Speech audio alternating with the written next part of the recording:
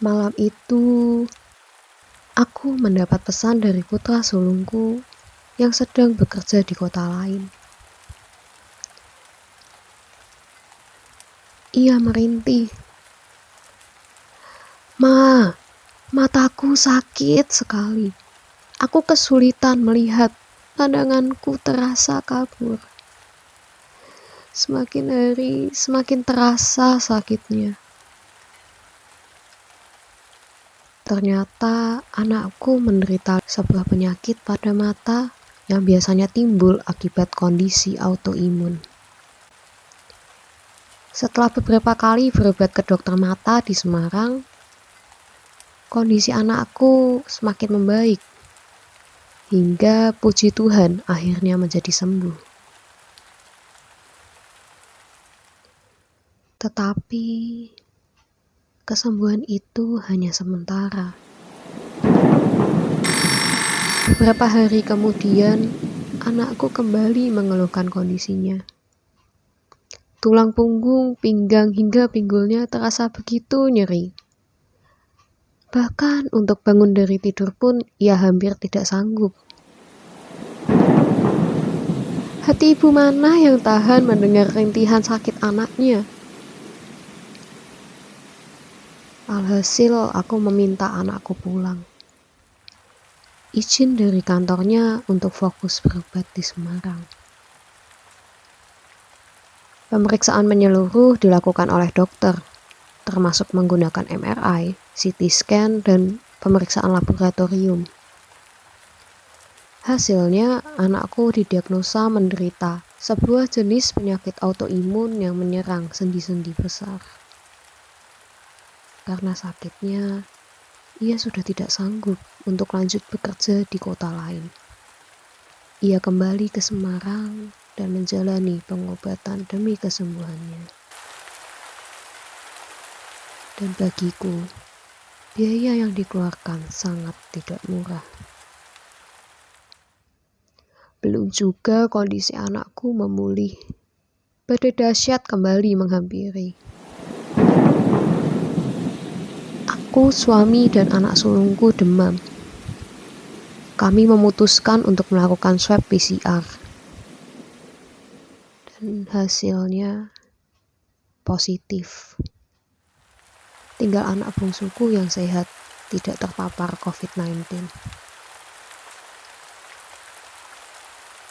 Karena kondisiku hanya seperti orang flu, aku memutuskan untuk melakukan isolasi mandiri di rumah. Sedangkan aku meminta suami dan anak sulungku untuk dirawat inap di rumah sakit. Memasuki hari ke-7, aku merasa kondisi tubuhku tidak semakin menjadi membaik. Badanku terasa sangat lemas. Nafas pun tersengal-sengal. Aku sudah tidak tahan. Akhirnya pukul 1 malam, aku menghubungi adik suamiku untuk memanggilkan ambulan dan membawaku ke rumah sakit.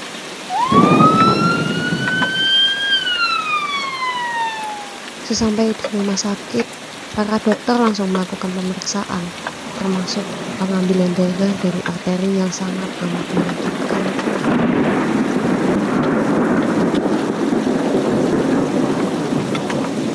Hasilnya, saturasi oksigenku hanya 88. Dokter memintaku masuk ke ruang HCU agar kondisiku dapat terpantau.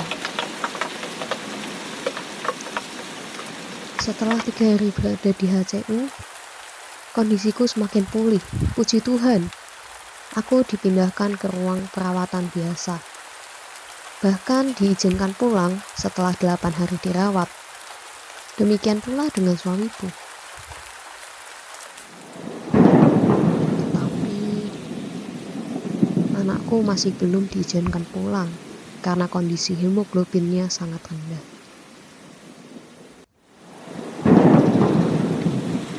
Baru 2 malam semenjak pulang, kondisi suamiku justru semakin memburuk.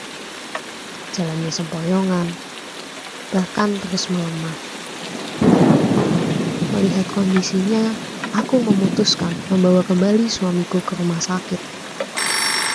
Dengan segera anak bungsuku memanggilkan ambulan dan mengurus semuanya, karena tubuhku masih lemah.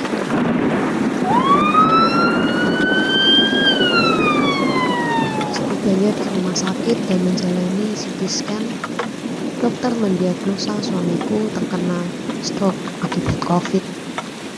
Banyak sumbatan di pembuluh darah otaknya.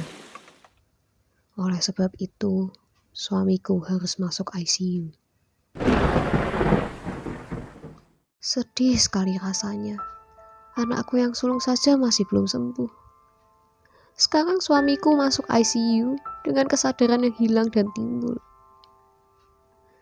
Aku terenyuh melihat suamiku yang dulu tegap dan kuat.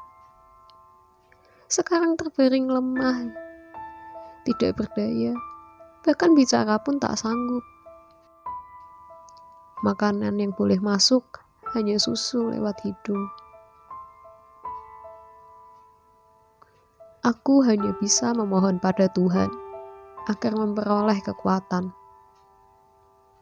Aku percaya kalau Tuhan mengizinkan ini semua terjadi, Tuhan juga yang akan memberikan kekuatan kepadaku dan keluarga.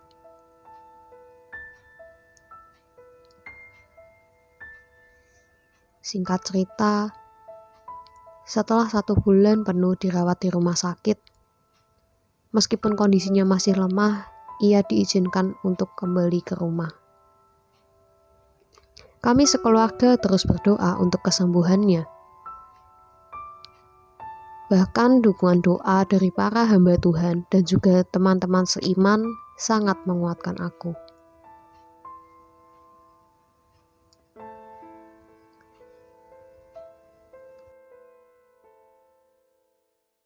Di tengah masa pemulihan suamiku, aku mendapat kabar dari adikku yang berada di luar kota, bahwa dia dan mamiku juga terpapar COVID-19. Adikku isoman di rumah, sedangkan mamiku yang setelah diopnam di rumah sakit selama 3 hari, Tuhan memanggilnya pulang. Rasa sesak ini kembali timbul di dadaku. Ya Tuhan, mengapa semua ini terjadi? Mengapa badai penyakit ini masih juga belum mereda? Di tengah kesedihanku, di mana anakku sakit, suamiku sakit, adikku sakit, dan sekarang mamiku meninggalkan kami untuk selamanya. Aku hanya dapat berdoa, Tuhan, di manakah pelangi sehabis hujan itu? Aku ingin melihatnya, tapi kapan Tuhan? Kapan pelangi itu datang kepadaku?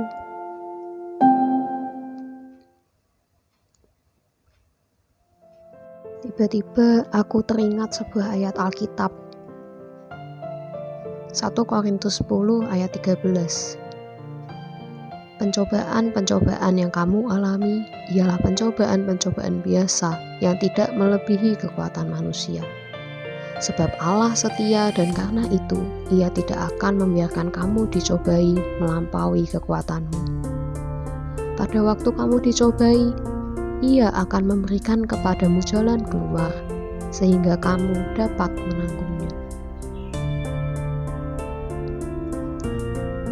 Ayat ini memberikan kekuatan kepadaku. Memang Tuhan, saat ini aku lelah, tetapi aku meletakkan semua beban ini di bawah kaki-Mu. Dengan berserah kepada Tuhan secara total, aku mendapat kelegaan. Aku percaya semua yang terjadi dalam hidupku dan keluargaku ini adalah kehendak dari Tuhan. Waktu Tuhan bukanlah waktu kita, rencananya pasti yang terbaik. Aku percaya dan memegang janji Tuhan sambil terus berharap kepadanya.